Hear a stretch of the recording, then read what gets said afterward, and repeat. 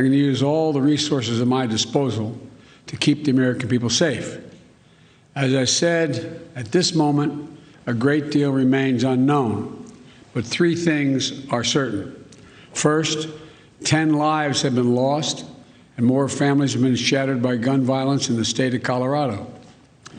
And Jill and I are devastated, and the feeling, I just can't imagine how the families are feeling, the victims whose futures were stolen from them, from their families, from their loved ones, who now have to struggle to go on and try to make sense of what's happened.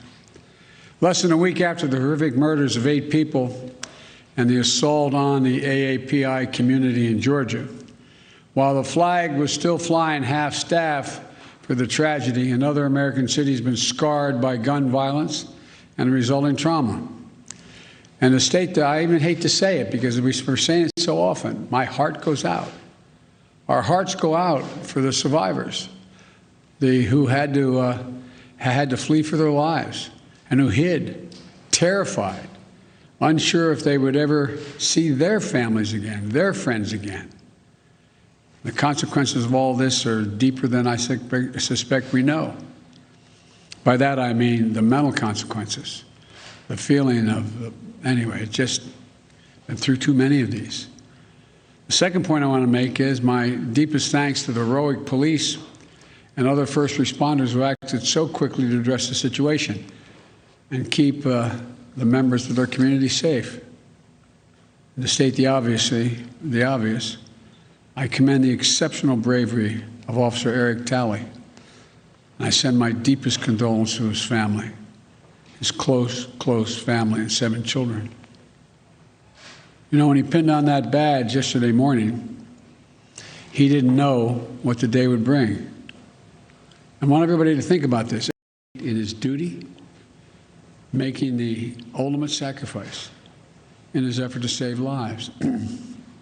That's a definition of an American hero. And thirdly, I want to be very clear. This is the one thing I do know enough to say on in terms of what's happened there. While we're still waiting for more information regarding the shooter, his motive, the weapons he used, the guns, the magazines, the weapons, the modifications that apparently have taken place to those weapons that are involved here, I don't need to wait another minute, let alone an hour, to take common sense steps that will save the lives in the future and to urge my colleagues in the House and Senate to act. We can ban assault weapons and high-capacity magazines in this country once again. I got that done when I was a senator. It passed. It was law for the longest time. And it brought down these mass killings. We should do it again. We can close the loopholes in our background check system, including the Charleston loophole. That's one of the best tools we have right now to prevent gun violence. The Senate should immediately pass, let me say it again, the United States Senate, I hope some are listening, should immediately pass the 2 House-passed bills that close loopholes in the background check system. These are bills that receive votes of both Republicans and Democrats in the House. This is not, it should not be a partisan issue. This is an American issue. It will save lives, American lives, and we have to act. We should also ban assault weapons in the process. I'll have much more to say as we learn more, but I wanted to be clear. Those poor folks who died left behind families that leaves a big hole in their hearts. And we can save lives, increasing the background checks so that they're supposed to occur, and eliminating assault weapons and the size of magazines. We don't know all the detail yet on that. But I'll be talking to you more later today or in the next couple of days about what else we know. May God bless you all and those families who are mourning today because of gun violence in Colorado and Georgia, all across the country. We have to act so there's not more of you, there's fewer of you as time goes on. Thank you so much. Will you introduce new gun legislation, Mr. President? President Biden there addressing the mass shooting in the city of Boulder, Colorado yesterday, calling on the Senate to pass two bills that were already passed by the House in terms of closing loopholes in background checks. The president also calling for a ban on assault weapons. Good afternoon from Washington, and welcome to America Reports. I'm John Roberts. Hi, Sandra. Hi, good afternoon to you, John. I'm Sandra Smith. Welcome, everyone. We just heard from the president, his remarks as he departs for Ohio, where he'll be discussing health care there, meeting with the governor on the ground. This as we learn more about this Colorado mass shooting, leaving 10 people dead. Victims' age ranges 20 to 65 years old, John. People who simply went to the grocery store and died that day. This is Brown just described him, that he's a very kind man, father to 7 children, ages 5 to 18, a police officer who lost his life. Alicia Acuna is live on the scene. She's got more details for us. So, Alicia, a tragic scene that played out there. The president just giving his remarks. The community there is still responding this afternoon. Hi, good afternoon, Sandra. Good afternoon, John. Yes, the Boulder police chief says that by 4 o'clock this morning, her officers had completed the heartbreaking task of notifying the next of kin of all 10 victims, folks who just went grocery shopping. As you mentioned, the age range of these victims is from age 20 to 65. These were men and women. And among those was Boulder police officer Eric Talley, 51 years old and the father of 7 children. He was first to arrive at the King Soopers. He ran into the danger as his job required. Today, he is remembered as a hero. The suspect, 21-year-old Ahmad Al-Aliwi Alyssa, is currently in an area hospital in stable condition, being treated for a gunshot wound. There is Associated Press reporting that the suspect used an AR-15 rifle, and we heard the president reference weaponry right now. We don't have additional details confirmed by investigators here, but witnesses say the suspect did not just walk in spraying bullets at random. Each shot was a specific target. The police commander says that the suspect was the only person injured, which means the others who were shot were the ones who died. Here's the district attorney. I promise you that all of us here will work tirelessly to support you and help you through this process, and also to make sure that the killer is held absolutely and fully accountable for what he did to them, to all the loved ones and friends of the victims, and to the Boulder community yesterday. The suspect is from the Denver suburb of Arvada, which is about a 16-mile drive from Boulder. Police say he has lived in the United States most of his life, and they are right now digging into his background. What the connection is to this store, if any, is not something we know yet. Investigators plan to be on the scene, working on the ground here for at least 5 days. And at this point, police have not shared if they do have a motive yet that has been communicated to them. We do know that they have interviewed the suspect at least once. He is expected to be transferred to the Boulder County Jail later today. And Sandra and John, I can tell you, as someone who has lived in the Denver-Boulder area for more than 2 decades and talking to family and friends right now, there is a sense of shock here, but there's also a tremendous sense of familiarity that is just heartbreaking. From where I'm standing, it is a 45-minute drive to Columbine High School and a 37-minute drive to the Aurora Theater. Sandra, These John? communities have gone through so much. Alicia Acuna on the ground there for us. Alicia, thank you. John? Sandra, thanks. We're joined now by Ted Williams. He's a former homicide detective and Fox News contributor. According to the reporting of the Daily Beast and a few other outlets, Ted, we appear to have another case here of a person who may have been mentally ill getting their hands on a very powerful firearm. Yeah, that seemed to be a part of the picture right now, John. But I got to tell you, America is crying. We know about Sandy Hook. We know about Columbine. We know about Aurora. We know about Las Vegas. We know about what happened recently here in Atlanta. And now Boulder, Colorado, where we're going to a grocery store just to pick up groceries and go back to wherever they were going.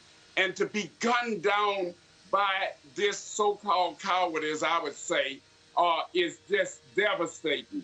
And I'm sure, John, the big question America is asking and needs to know is why? Why would a 21-year-old man who came from Syria when he was 3 years of age, and this country embraced him, would go into a supermarket and just kill and kill and kill, where we have 10 people, 10 beautiful souls that are now gone. Yeah, there's so many questions in all of this, Ted. He lived in Arvada, which is right next to Denver. It's about 20 miles away from Boulder. Why did he travel to Boulder? Why would he carry out this heinous act of murder? How did he get his hands on a firearm? And again, this idea of a history of potential mental illness. According to an interview that the Daily Beast did with his brother, Ali Alyssa, Alyssa said his brother was very antisocial and paranoid, saying that in high school, according to the Daily Beast, he would describe being chased. Someone is behind him. Someone is looking for him. You know, Ted, we see this time and time again, that people who have serious mental illness manage to get their hands on firearms. And you know, that's a sad commentary about America. We have a right to our guns. We have a right to the Second Amendment. But we don't have a right to a person that's mentally ill getting on his hands or her hands onto a firearm and going in and murdering American citizens. And we've seen this play over and over. And I've been on this network for over 20 years, and I've said on each one of these mass killings that it's going to happen again. And as I'm here today talking on this network, John, is unfortunately going to happen again, and it should not happen. We are under siege here in America when it comes to some of these mentally ill individuals getting their hands on firearms.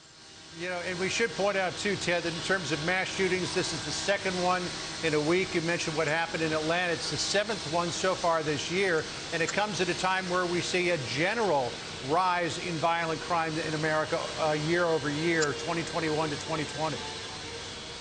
Yeah, and you know, there's just no clear picture that we can paint right now of why this is happening at this immediate time. But we do have mentally ill people. I don't know if this guy was mentally ill. This is going to be a part, John, of this investigation. Yeah. Ted Williams, it's always good to get your perspective on things. Thanks so much. And Sandra, just tragically, and this just keeps happening again and again and again, people who suffer from mental illness getting their hands on firearms and then going in and carrying out this carnage. And you wonder what has to be done to stop it.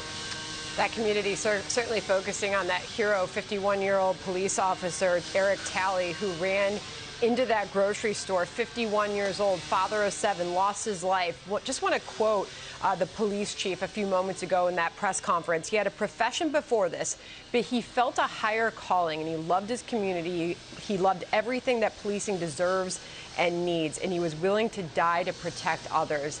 That is a significant statement about a man who just lost his life doing what he felt compelled he needed to do for his community. Yeah, and you know, he had 7 children, and the police chief said that he had just been over to her office a couple of weeks prior because one of his sons was getting an award for performing CPR on his brother. So what a terrible tragedy for the Tully family and for the entire Boulder, Colorado community. I got to know it somewhat because my older son went to University of Colorado there at Boulder, and it's a fantastic community now rocked by this horrible crime. Absolutely. Well, developing now, 2 North Carolina men arrested and accused of drugging and raping a woman during their vacation in Miami Beach, Florida. She later died in a hotel room. This comes as the total number of spring break arrests in Miami Beach surpasses 1,000 as the city tries to manage massive crowds in the midst of the pandemic. More than 80 guns have also been seized by police, who say more than half of those arrested are from out of state. Sandra. Just the scene playing out there, I think people watch this in horror, like what has happened there. For any of us who have ever spent any time in Miami Beach, over the course of our lives, we probably had a much different experience, but spring break is completely out of hand and some just horrible things happening there, John. Yeah, obviously there's a lot of steam that these students had to blow off after a year of COVID lockdowns, but this goes way above and beyond blowing off steam. Coming up, by the way, in the top of our next hour, we're going to be taking an in-depth look at the dramatic increase in crime across this country. Homicides, not including places like New York and Chicago, which are way up, are up 18% in this country. So we've got a crime problem on our hands. And a 24-year-old woman who lost her life down there. We'll have more on that. Fox News Alert, meanwhile, on the crisis at the southern border where migrants are arriving faster than they can be processed. Only on Fox. A bird's eye view over the migrant holding center in Donna, Texas, in the Rio Grande Valley, as Customs and Border Protection releases brand new images from inside of that facility there. Meanwhile, Democrats are starting to take notice of the dire situation. A House delegation will be heading down to an immigration facility for unaccompanied migrant children later this week to see those conditions for themselves. Griff Jenkins reporting live in Tijuana, Mexico, with more on the migrant camps that are set up there. Griff, good afternoon. What are you seeing today? Good afternoon, Sandra. I'm learning, really talking to these migrants, about how strong of a grip cartels have on this community and why the migrants decide to cross illegally when they can get there legally. Now, we met an individual named Emmanuel. He's from a section of Mexico, Sinaloa State. He says the violence is so bad. He's here with his wife and 2 small kids. He says he's waiting and hoping to go through the asylum process. That's not really working, and he's having to wait a long time. Look at the conditions. Let me just show you what it's been raining here this morning, making it more difficult. You can see the tents and having to live through this for weeks on end. Some people upwards of a year waiting for the asylum process. Okay, yeah, see, yes, we'll back up. We're a little sensitive here in the camp because they don't want, it's been a rough morning here, but I want you to hear from Emmanuel, who talked about the threat of the cartels. Listen to what Emmanuel had to say. They might use them for other things. Might sell part of your body or things like that, you know. They might use you to cross drugs or do other bad things that I don't want that for my family. And this encampment has been here on and off ever since we saw those caravans 2 years ago. But this one particularly has been growing with the migrants getting restless ever since the Biden administration came in. They've been wanting to cross and they're waiting for answers. We talked to some of the residents and business owners in this area, and they're getting frustrated as well with these migrants. Here is what a pharmacy owner, Victor Martinez, had to say. Listen. That's my question every day. What's going to happen with these people and with the business, because it's killing it one way or the other. I mean, besides being the border closed for a year, over a year now, now this. So we're getting a look inside here, trying not to upset people in this camp, which is in public area. But the CBP releasing that video, finally, that crack in the transparency wall perhaps is going to open up. It would be nice if they let the media in those facilities and not just give us pictures. Sandra? Griff, fantastic reporting that you continue for quite some time. Are you day 18 along the border? It's day 18, and we're going to get a break here soon enough. And, you know, we wanted to show this. As you saw, the one gentleman a little upset. They're trying to do the best they can in their temporary home because they fled their countries, which they can't go back to, but yet what's out of reach is the proper process into the U.S. right now. So we came and saw this. We're going to give them a little break, and we'll continue to cover this story, particularly if CBP and DHS officials will give us a little more access. I'll be right back on it. Good stuff, Griff. Thank you. And Jen Psaki was saying a little while ago that they were trying to arrange some sort of access for correspondents down there on the border, Sandra, but it seems to me as they could have done that a while ago. The White House is getting heat from both sides of the aisle on that issue now. We'll have more on that coming up. Meanwhile, coming up on America reports a massive fire at a nursing home in New York. Pictures that we saw, the fire raging, which is simply tragic. That's right, John. This was a horrible fire, but it could have been much worse. The Evergreen Court Assisted Living Facility is home to more than 100 residents, and in a matter of moments, that building was an inferno. Firefighters began to arrive on the scene a little before 1 o'clock this morning, and they are, this hour, still here. More than 100 volunteer firefighters from 23 departments answered the call. 10 residents have been hospitalized. 2 firefighters suffered smoke inhalation. Authorities have not released the identity of the resident who died. It is believed disaster struck while one firefighter was trying to rescue a trapped resident. Both at this hour are still missing. The search is methodical and arduous amid the smoldering rubble. And each piece is going to be picked gently, right? It's like peeling back an onion, right? You just can't go in there and grab, you don't know where these people or the firefighter, where they're going to be found, right? So it's a difficult, painstaking, trying process. And the cause of the fire is under investigation. One reason it may have spread so quickly is because this facility was an old wooden structure. The county's fire coordinator described the scene here this way, quote, one of your worst nightmares. John. Wow, David, when you look at those pictures and that roof collapse and you think that more people were not injured or killed, it really is quite remarkable. David Lee Miller for us in Spring Valley. David, thank you so much. Wow, Sandra, after all of the problems with nursing homes in New York, and now this. Wow, when does it end? Yeah, it's just about 45 minutes outside of Manhattan here. Just a tragic end for some of those firefighters and just an everyday look at the risks that they take, risking their lives to go save others. We are reminded daily, John. Wow. A second House Democrat, meanwhile, breaking with Speaker Nancy Pelosi's plan to investigate and possibly overturn the results of an Iowa congressional election that a Republican won by just 6 votes. That Republican Congresswoman, Mariannette Miller Meeks, reacting earlier today to her election challenger's decision to appeal to the House rather than bring her challenge to court.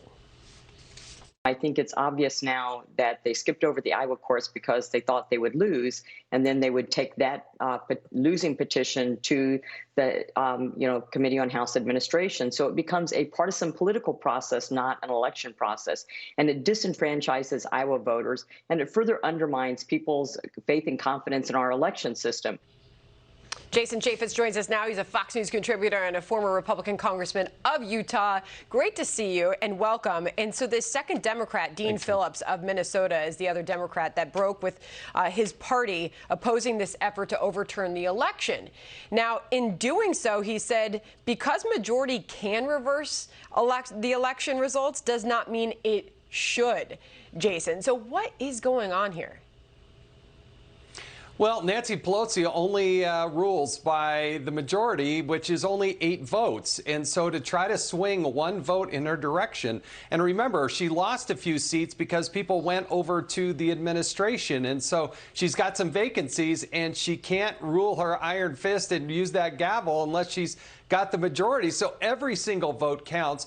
Now she's suggesting to overturn what was certified in Iowa and put it into the House Administration Committee, where Democrats have a 6-3 majority. And a lot of people look at that and say this is fundamentally not fair. It's not the way elections should be decided. I thought it was really interesting. The National Republican Congressional Committee, the NRCC, reacted in this piece on Fox News. Mike Berg, a spokesperson for them, said that they're happy to see Phillips break with House Speaker Nancy Pelosi. We're glad that he took our advice, he says, and suggested that Phillips' vulnerable colleagues should follow his lead. Do you believe others will follow suit? I do. I don't think it's a coincidence that he is a congressman from Minnesota, adjacent there to Iowa. I think the reverberations for the Democrats, if they steal this seat and take away what was certified in Iowa, will be far wider than just 1 seat or 2 seats. And I think the cracks within Nancy Pelosi's coalition are starting to break. You now have 2 Democratic congressmen, 1 congresswoman, I should say, and Kirkpatrick in Arizona, and Congressman Vela there in Texas, both already announcing that they're retiring, not running again.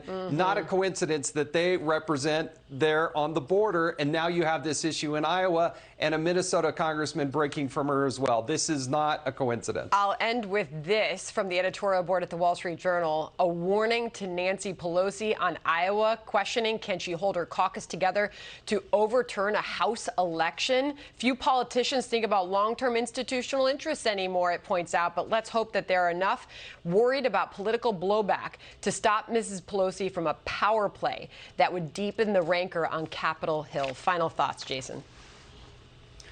The 9 people that sit on the House administration are in no position to override what the good people of Iowa and the review and adjudication system in Iowa certified themselves. It is beyond pompous to think that those 9 people should be able to decide an election of what the representative would be for 800,000 people in Iowa. What a story. Jason Chaffetz, always good to see you. Thank you.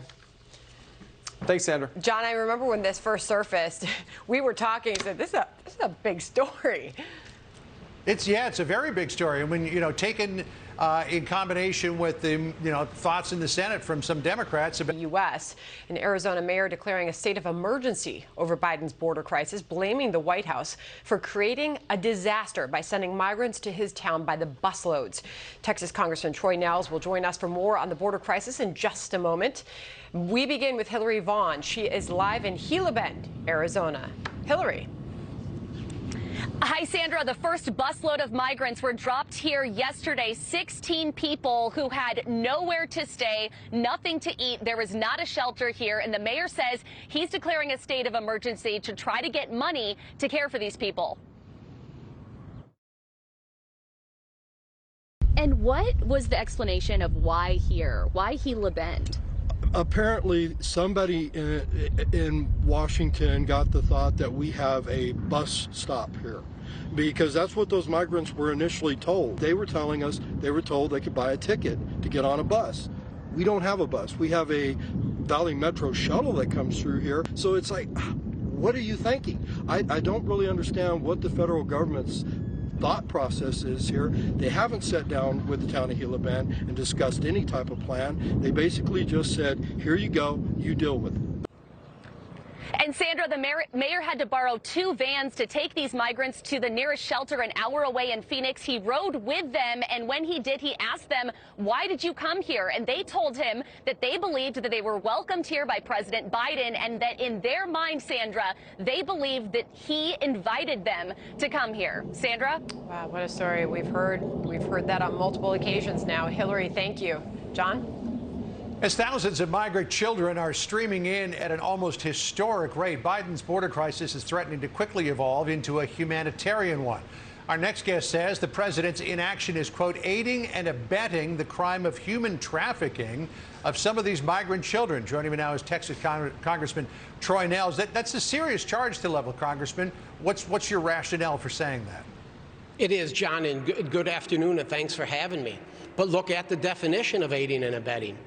When our president is inviting people to come to our southern border and say, hey, we're open for business, come on in, we'll welcome you, with very little verification of who they are, he is committing, in my opinion, aiding and abetting. He's complicit in the trafficking of persons. And he hasn't chosen to reverse course. I'm sure he has heard the horror stories from the border. He has heard from Border Patrol and others that are down there talking about this crisis, but he is in denial. He is refusing to call this a crisis. Mayorkas doesn't want to call it a crisis, and I think it's shameful. Our president does not put the American people first. He hasn't, and he won't. You know, Mayorkas' position on it is that the border is secure, the border is closed, but some Democrats have a different view of it. J.E. Guerra is the sheriff of Hidalgo County. That encompasses Hidalgo right there on the border, as well as McAllen, Texas. J.E. Guerra, Sheriff Guerra, says that these cartels are using these children that are coming in with family units, some coming in by themselves, as cover to get cartel operatives across the border. What they'll do is if they come across a family that's got, say, 3 children, Garrett told the New York Post, quote, well, the cartels say you can cross with 1 child. We're going to take 2 children, and we're going to use those 2 children to smuggle 2 others and pretend that those are family units. Do you believe that the Biden White House really fully comprehends what's going on down there at the border, Congressman?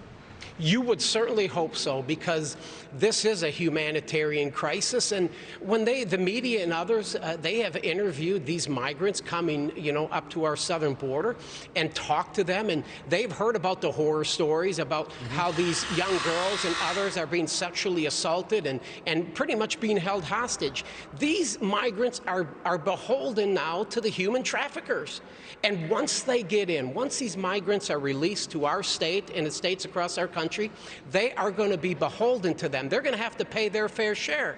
And I think it's a travesty. And for Joe Biden and his administration to think this isn't a crisis and this isn't happening, anybody with 2 eyes and a half a brain could realize we've got a crisis at our southern border.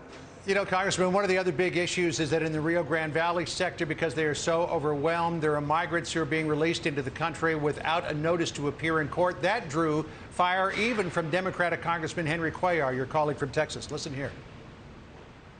There were about 150 people that were released without a notice to appear. To me, that's unprecedented. How do you release somebody to the country without a notice to appear? Congressman Nels, Congressman Cuellar didn't think that there was a chance that those people were going to show up at an ICE office to say, I'm in the country illegally, I'm going to need a court date. Do you have any confidence that that will happen? No, and Congressman Cuellar is exactly right. He is a border town congressman. He's down at the southern border, so you're right. But the Border Patrol is overwhelmed. They can't process these individuals quick enough. They want to just release them into our states, and it is shameful. And matter of fact, these southern border towns, you were talking to some mayors earlier, they're overwhelmed with this, and now it's reaching even further inland. Now they're going to Dallas, they're going to Midland. Well, eventually they'll be in Kentucky and Ohio, because he just can't control them all, and Border Control can't control them all. But this is really, honestly, this is about one-party rule. This is about H.R. 1. This is about votes in the future, and he should be ashamed of himself. I'm going down there next week with the Texas delegation, and I would invite President Biden and Kamala Harris to come on down, and let's listen to the Border Patrol. Let's interview some of these migrants and see what they have to say.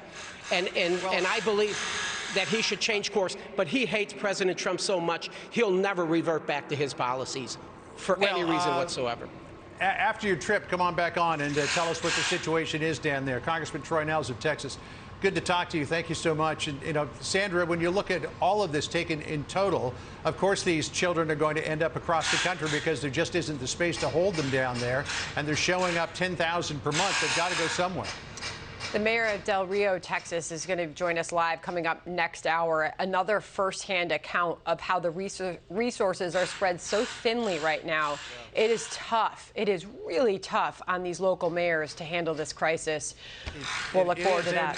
And by the way, just a note to our viewers, we are in a full construction site here I didn't notice. today. We've got stone saws going on. We've got impact drivers going on behind us. So apologies for the noise here. But oh, all good. It's the sound of America at work, though. You're cutting right through it. We can hear every word. All right. News, he is joining the corporate world, getting a job as Chief Impact Officer for Better Up. It's a startup company that offers employee coaching and mental health assistance. Harry says he's taking the job because he believes in the company's mission to be proactive about mental health.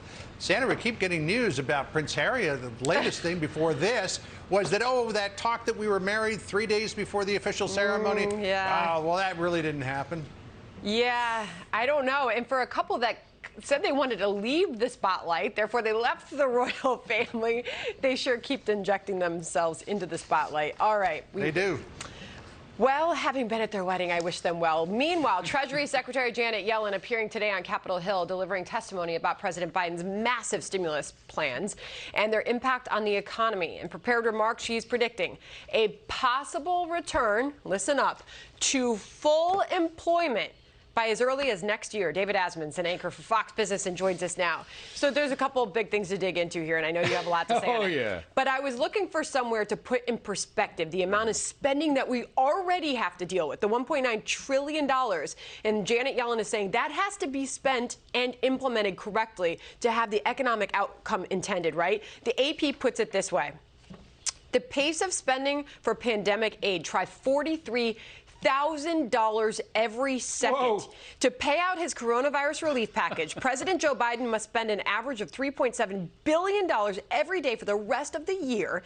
That is $43,000 every second of every day until midnight chimes on 2022, And David. Sandra, it's a bigger story than that, because that's just that $1.9 trillion Correct. we've been talking about. So far, in the past year, we have spent $5.2 trillion in all. We've had 6 different kinds of spending for the COVID crisis. So on top of that $5.2 trillion, we're going to get this $3 trillion spending plan. There have been 2 great, in the past 100 years, 2 great spending programs that sort of equal this. One was FDR's plan. It was called the New Deal back during the Great Depression. And the other was something that LBJ, Lyndon Baines Johnson, did called the Great Society. It was his war on poverty. It was supposed to wipe out poverty. Of course, it didn't. We have just about exactly the same poverty rate now that we did back then. But this is of that level. Now, the big difference between LBJ LBJ and FDR is that they were extraordinarily popular. Correct. LBJ, by the end, he wasn't that popular, but when he instituted his war on poverty, he just come out of winning one of the biggest victories in U.S. history. FDR had an approval rating of 70%. Joe Biden has neither the support of the people nor, I think, the confidence of the people that he has the power and the strength and all of the connections in Congress that LBJ and FDR had. So he's going to be initiating a program as big as theirs with just a fraction of the popularity and support in Congress that they have. Such a good point. And when we talk about stimulus, you can replace that with spending because that's what it is. And how do you pay for it? Taxes, right? So the Washington Post headline, and I'll say that again, the Washington Post headline, put it up. White House eyes tax increases on companies and the wealthy to fund infrastructure, setting up clash with GOP. The set of tax plans, David, being considered by the White House probably will spur opposition from congressional Republicans as well as members of the president's own party. Republicans have said the Democratic president's tax plans will hurt businesses at a fragile moment for the American economy. We know how this movie ends. We've seen it before because during the Obama-Biden administration that preceded Trump, we had tax increases coming out of that great recession that we had back then. As a result, we had one of the slowest recoveries in history. You've talked about this many times, how slow the recovery process was, because in 2011, 2012, just as we were coming out of that recession, we had all these new taxes, and that slowed everything. By the way, it happened back when LBJ increased taxes to pay for his Great Society. That initiated a new recession. So, again, we've seen this storyline before. Amazing. And by the way, what a recovery. A year ago today, the stock market hit the bear market bottom during COVID. And David Asman, thank you. John, absolutely. Quite a recovery we've seen. As far as stock prices, I believe the S&P 500 has returned 75% since that day in just a year. It's been a quick recovery. We'll see if it can continue. It's good for people's 401ks, but you know they're going to need to get the money somewhere to pay for this $3 trillion in spending, and it's going to set up a big battle. Puppy Day. Our team has its fair share of furry friends. We asked around for some of the pictures, including coordinating producer Deb's dog Buddy, which is a COVID rescue, by the way. Senior producer Vivian's dog Ash. Hello, Ash. These are so sweet. Graphics producer Brennan's Jax. Oh, beautiful. Video producer Mike's Gino. Hello, Gino. And Emily's dog Ryder, a brand new puppy, 11 weeks, an English Golden Retriever, and my very own puppy. Of course, he's 6 now, but this was when he was a puppy. That's Whiskey. John, no puppies for you?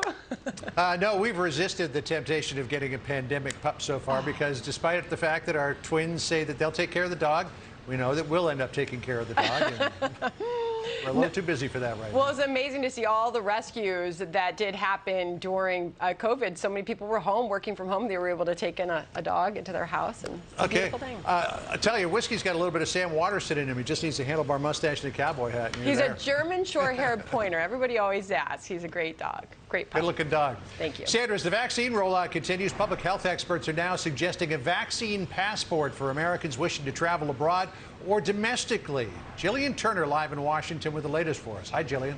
Hi, John. So if these vaccine passports are approved here in the United States, they're going to be issued either digitally or via paper. They're then going to be carried by all travelers to have to prove that they've been vaccinated, that they've recovered from the virus, or recently tested negative. Now, Biden administration officials who support the move tell Fox News this passport could really help free Americans up from the dreaded quarantine obligations. President Biden has directed his team to look into these passports and game out whether they'd be appropriate in America. But so far, not everyone on the COVID response team is on board. Listen. That it's not the role of the government to hold that data, and to do that, the data should be secure. The access to it should be free. It should be available both digitally and in paper and in multiple languages. And it should be open source. Now, globally, the WHO is cautioning countries to be very careful with relying on these vaccine passports, and cyber experts say the system is really ripe to be taken advantage of. So far, these passports are working in large swathes of the European Union, John, as well as Israel. We'll see if they happen here. All right. Jillian Turner for us. Jillian, thanks so much. Appreciate it. Sandra? News alert, chaos in Miami. Spring breakers taking over. Brand new hour coming up. Mortgage rate